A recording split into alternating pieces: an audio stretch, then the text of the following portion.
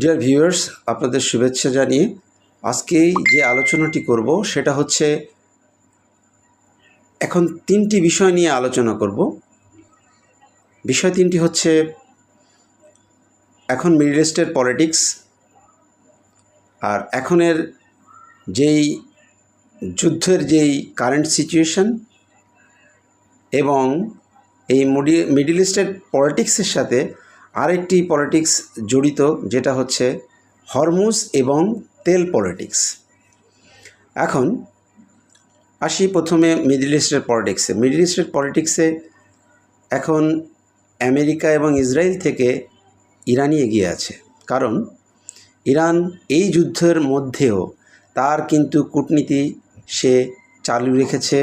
সে ওআইসিতে মুসলিম রাষ্ট্রপ্রধানদের সাথে দেখা করেছেন, সেখানে এক ধরনের ব্রিফ করেছেন।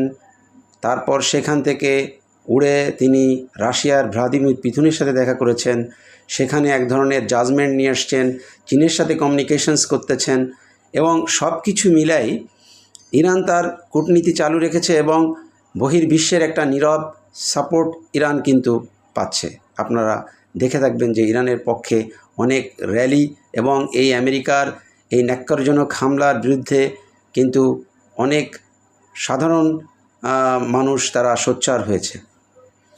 তো এরপরে যেটা নিয়ে আলোচনা করব, যে আমেরিকা এবং ইসরায়েল কেন যেন মনে হচ্ছে এই যুদ্ধে এখন আর তারা ওইভাবে ইন্টারেস্টেড না, এবং তারা পার্টিসিপেট করার ক্ষেত্রে একটু পিছিয়ে যাওয়ার দিকে যাচ্ছে।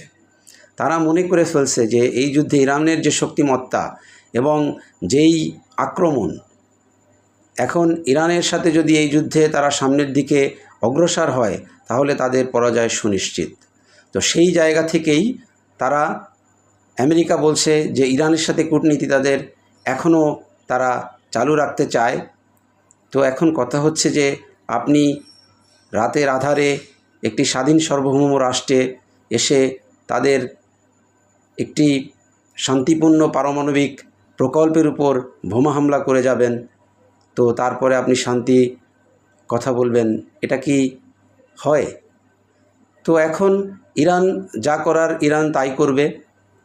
ইরান অলরেডি বলেছে যে যুদ্ধ আমাদের উপর চাপিয়ে দেওয়া হয়েছে এবং যুদ্ধ আপনারা শুরু করেছেন, যুদ্ধ শেষ করব আমরা।